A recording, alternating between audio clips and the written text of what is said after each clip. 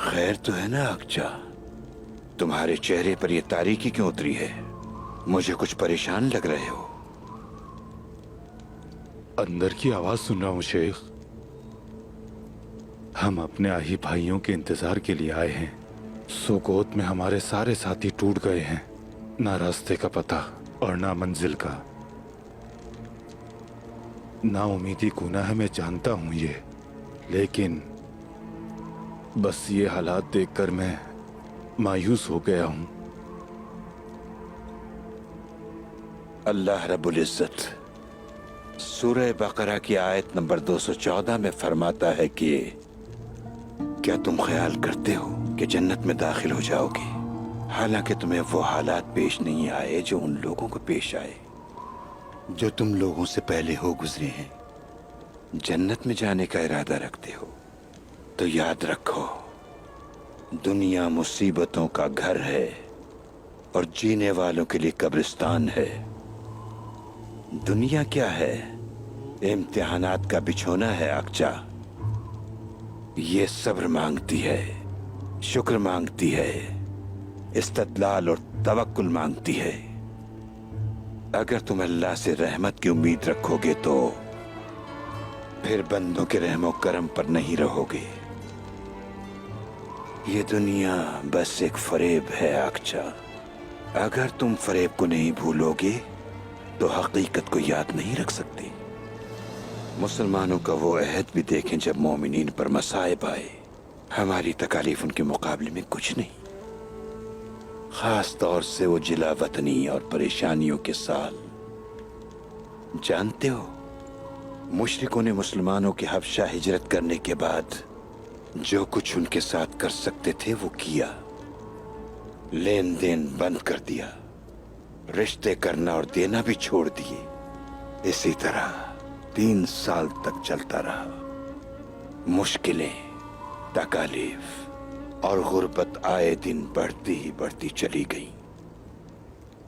مسلمانوں نے بھوک میں درختوں کی چھال اور پتے کھائے۔ بچوں کا بہت برا حال تھا۔ چھوٹے معصوم بچوں کے رونے کی آوازیں دور تک سنائی دیتی تھی۔ جب وہ سمجھتے کہ یہ مشکل حالات ختم ہونے کو ہیں تو مزید مشکلیں بڑھ جاتی۔ ہمارے پیارے نبی کریم کے چچا جان حضرت ابو طالب اور آپ کی زوجہ حضرت خدیجہ کی وفات ہو گئی۔ یہ سال عام الحزن یعنی غم کا سال کہلایا۔ مکہ والوں کا انات اور سرکشی مزید بڑھتی گئی۔ ایسے میں ہمارے پیارے رسول اللہ اپنے غلام حضرت زید بن حارث کے ہمراہ تبلیغ اسلام کے لیے سفر طائف فرمایا۔ وہاں اسلام کی دعوت دی۔ بدلے میں گستاخانہ جواب ملا۔ آپ پر پتھر برسانے لگے، یہاں تک کہ آپ کے نعلین مبارک خون سے بھر گئے۔ اس وقت جبریل علیہ السلام پہاڑوں کے فرشتے کے ہمراہ وہاں پر حاضر ہوئے۔ ملک الجبال نے سلام کیا اور آپ سے عرض کیا کہ اے محمد صلی اللہ علیہ وآلہ وسلم، آپ چاہیں تو میں ان دونوں پہاڑوں کو ان کفار پر الٹ دوں۔ یہ بات سن کر حضور رحمت عالم صلی اللہ تعالی علیہ وسلم نے جواب دیا اور فرمایا کہ اللہ تعالی ان کی نسلوں سے اپنے ایسے بندوں کو پیدا فرمائے گا جو صرف اللہ تعالی ہی کی عبادت کریں گے اور شرک کبھی نہیں کریں گے۔ ظلم و ستم دن بدن بڑھتا جا رہا تھا۔ مدینے سے آنے والی خبر زخموں کی دوا اور دکھوں کا درمان بن گئی۔ جبکہ مشرکین مسلمانوں کو مٹانا چاہتے تھے، مدینے کے لوگ مسلمان ہونے لگے۔ انہوں نے نبی کریم کو مدینے آنے کی دعوت دی۔ پیارے نبی نے اللہ کے حکم سے مدینے ہجرت فرمائی۔ تھوڑے ہی وقت میں کوئی گھرانہ ایسا نہ تھا جس میں اسلام کی روشنی نہ پھیلی ہو۔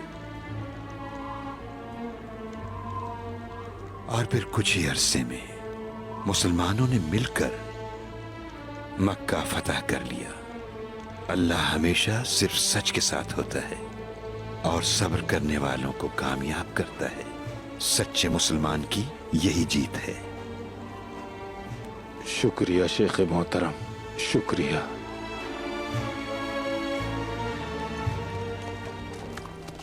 वक्त होने वाला है मोहतरम शेख, अगर आपकी इजाजत हो तो कुछ देर यहाँ रुक जाएं।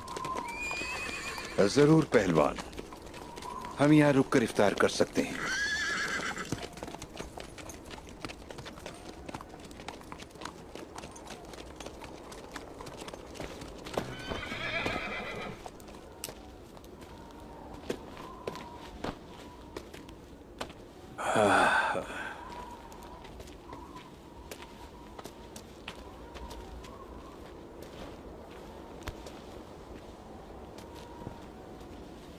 बिस्मिल्लाहिर्रहमानिर्रहीम।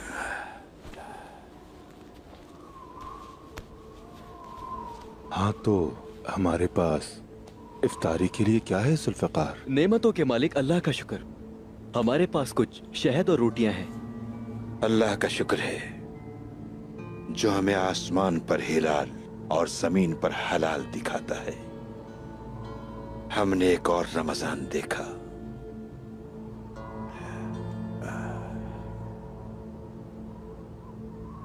क्या ये कैसरी का शहद है जुल्फ़िकार? जी हाँ मोहतरम, समझे ये अल्लाह ताला ने आपके लिए खास तोहफा भेजा है। उसका शुक्र है, वो हमें अपनी मजीद नेमतों से नवाजे। आमीन। शहद एक बहुत ही हिकमत वाली नेमत है। शहद के एक एक कतरे के लिए हजारों मक्खियां फूलों का रस चूसती हैं। इन्हें आप मक्खियां ना समझें। कलाम इलाही की सूरह नहल में, नहल का मतलब है शहद की मक्खी। शहद की मक्खी के नाम पर यह सूरह नाजिल हुई। और जब मुशरिकीन का जुल्म इंतहाई उरूज पर था, और यह ऐसा जुल्म था कि बहुत से मुसलमानों ने भूख की वजह से दरख्तों के पत्ते खाए। उन्होंने चमड़े के टुकड़ों को लेकर आग में खुश्क किया और कई दिनों तक भूख के मारे चूसते रहे। बहुत से बुजुर्ग और बच्चे उस भूख से मर गए। रोने वाले बच्चों और खवातीन की फरियादें मक्के की गलियों में गूंजती थी।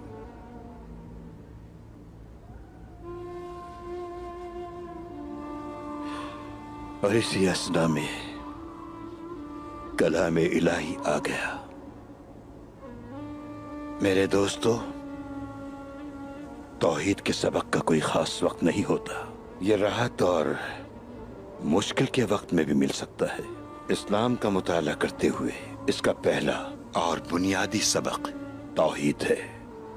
वो सबक ये है कि नेमतों का मालिक कहता है हमें, और तुम्हारे रब ने शहद की मक्खी को इल्हाम किया कि पहाड़ों में घर बना और दरख्तों में और छतों में, फिर हर किस्म के फल में से खा और अपने रब की राहें चल, जो कि तेरे लिए नर्म व आसान है।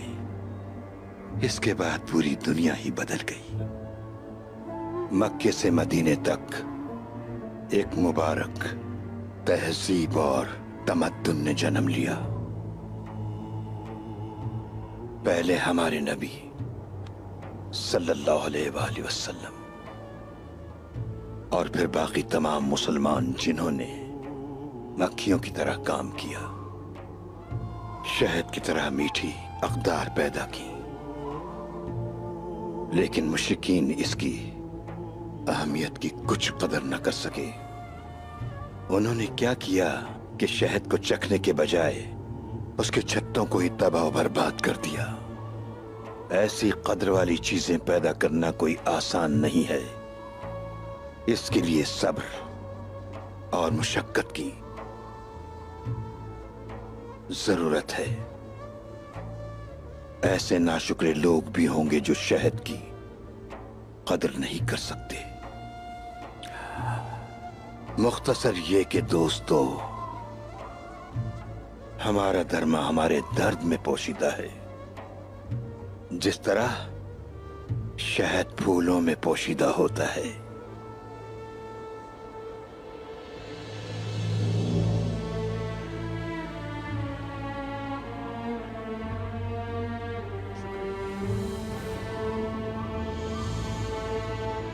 मोहतरम शेख, कई दिन हुए हम इस जंगल में भटक रहे हैं।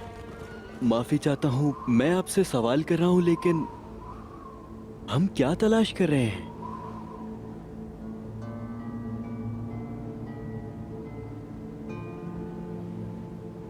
परेशानी तलाश कर रहे हैं जुल्फकार, अपनी परेशानी। हर काम का आगाज परेशानी से होता है। कुरान पाक जब नाजिल हुआ तो उसके साथ ही जमीन की ताजीम भी बढ़ना शुरू हुई।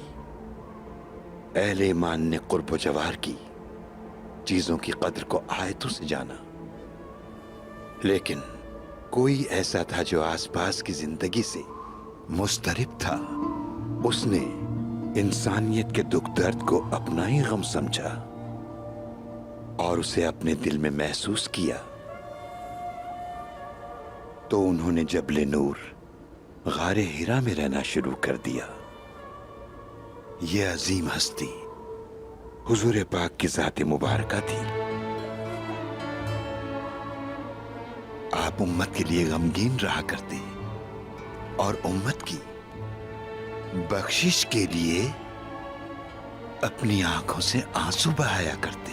जो आयात नाजिल हुई, वो आयात उनकी परेशानी का हल थी। दाढ़ी का रखना सुन्नत है ना आकचा? जी शेख मोहतरम। सलाम करना भी सुन्नत है ना जुल्फकार? जी मोहतरम शेख। दाएं हाथ से खाना खाना भी सुन्नत है ना पहलवान? जी बिल्कुल मोहतरम शेख। इन सब सुन्नतों में सबसे बड़ी सुन्नत वीरान दिलों में आयात वही को पहुंचाना जरूरी है। और अब इस पर गौर किया जाए। रब्बे ताला कुरान पाक की सूरह मुदस्सिर में हमारे प्यारे नबी आखिरुज़्ज़मा को फरीज़ा सौंपते हैं जो उस मसले से परेशान हैं। बिस्मिल्लाहिर्रहमानिर्रहीम। ऐ चादर ओढ़ने वाले खड़े हो जाओ और फिर डर सुनाओ। अपने प्यारे रब की बड़ाई बयान करो और अपने कपड़े पाक रखो और गंदगी से हमेशा दूर रहो। फिर हमारा क्या फर्ज बनता है शेख?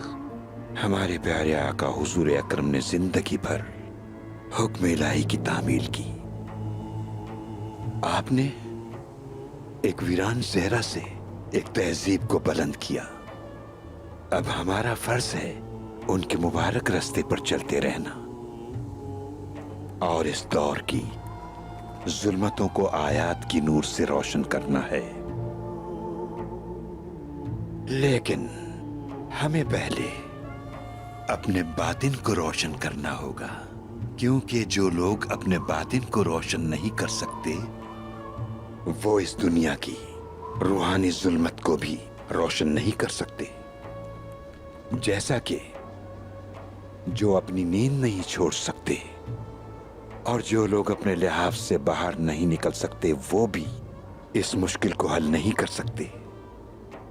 जो अपने दिलों में ईमान का महल नहीं बना सकते वो दुनिया में तहजीब की तामीर नहीं कर सकते। दोस्तों, ये कभी ना भूलना, जो अपनी नींद को शिकस्त देकर इबादत नहीं करते वो मुजाहिद नहीं बनते। हम अपने दर्द को अपना दरमा समझेंगे और मेहनत को अपनी अजमत का शियार बनाकर अल्लाह के फजलो करम से हम मजलूमों के लिए यहाँ एक दरगाह बनाएंगे इंशाअल्लाह। इंशाअल्लाह। वो दरगाह हमारी मुश्किलात का निशान और कुरुरुश की दरगाह होगी।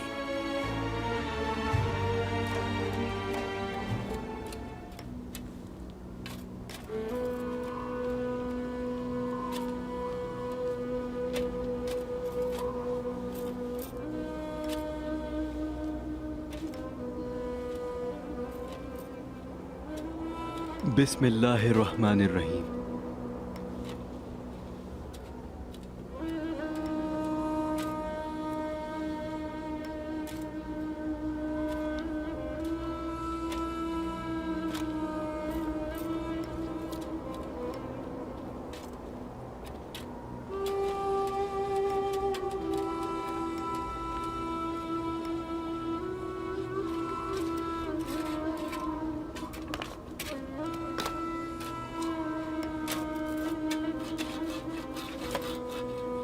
मेरा रब हमारे फर्ज को ईमान के साथ पूरा करने, अपनी ख्वाहिशात पर सब्र के साथ काबू रखने और वो दिन देखने नसीब फरमाए जब ये दरगाह इस्लाम की रोशनी फैलाएगी।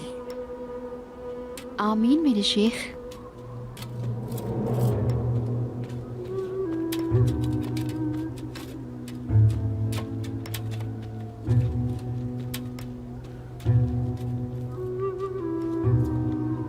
अब तुम मुझे बताओ, अपने फर्ज को अधूरा छोड़कर कबीले से क्यों आ गई? तुमने तो हमारी आंखें और कान बनना था वहां। ऐसी कौन सी बात थी जिसने तुम्हारे अज़्म को तोड़ा? तुम्हारा सब्र क्यों टूटा?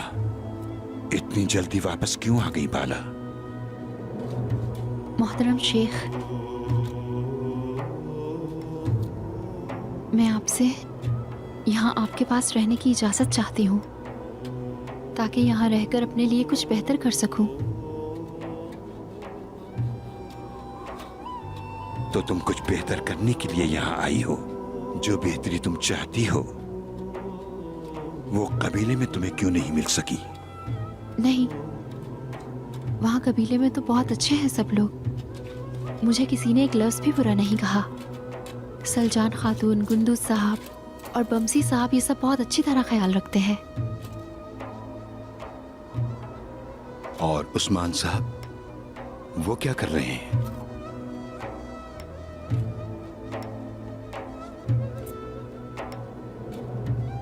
उस्मान साहब क्या कर रहे हैं मुझे नहीं मालूम। वो जिसको बताते हैं सिर्फ वही जानते हैं कि वो क्या कर रहे हैं। लेकिन उनके अपने चचा के साथ ताल्लुकात अच्छे नहीं हैं। दुंदार साहब ने अपनी बेटी का हाथ आलिशार को दिया है। इसी वजह से उनके दरमियान झगड़ा हुआ। उस्मान साहब आईगुल और आलिशार साहब की शादी पर नाराज हैं। बस और कुछ नहीं मालूम।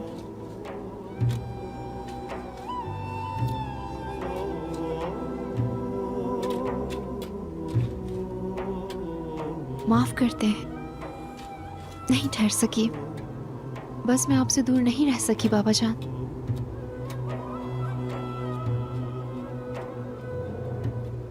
ठीक है, हम कहते हैं कि बेटी ने बाबा की कमी महसूस की, क्योंकि मैंने कभी तुम्हें अपना फर्ज छोड़ते, सब्र को तर्क करके सरकशी करते और यूं भागते नहीं देखा। मैं जानता हूं अपनी बेटी को।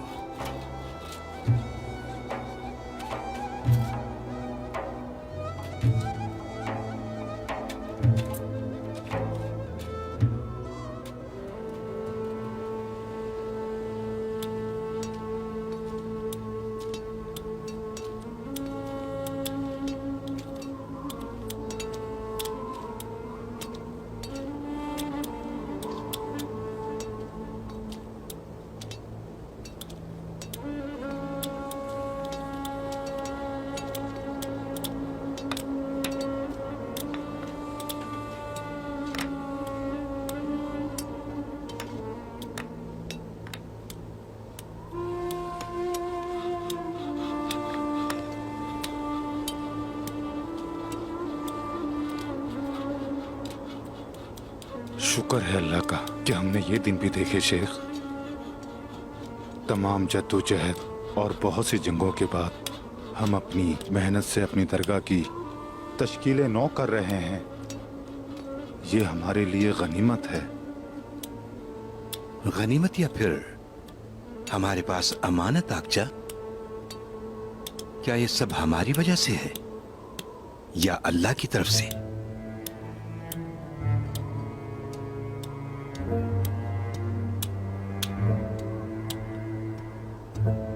अगर हर कोई ऐसा ही सोचता है जैसा कि आप, तो फिर इस दरगाह की बुनियादें बहुत कमजोर हैं।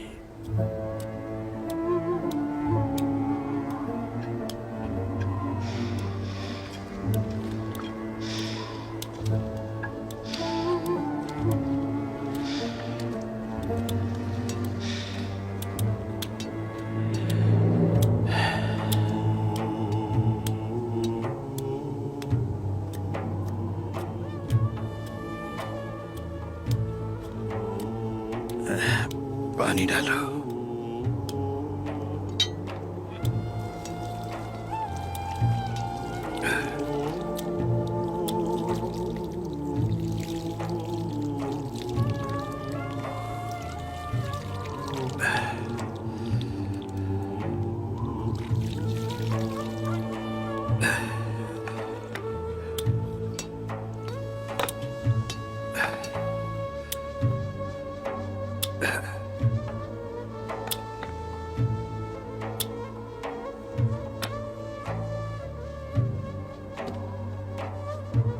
हमारे दोस्तों को बुलाओ। जैसे आपका हुक्म। मेरे भाइयों, शेख मोहतरम ने आपको याद किया है।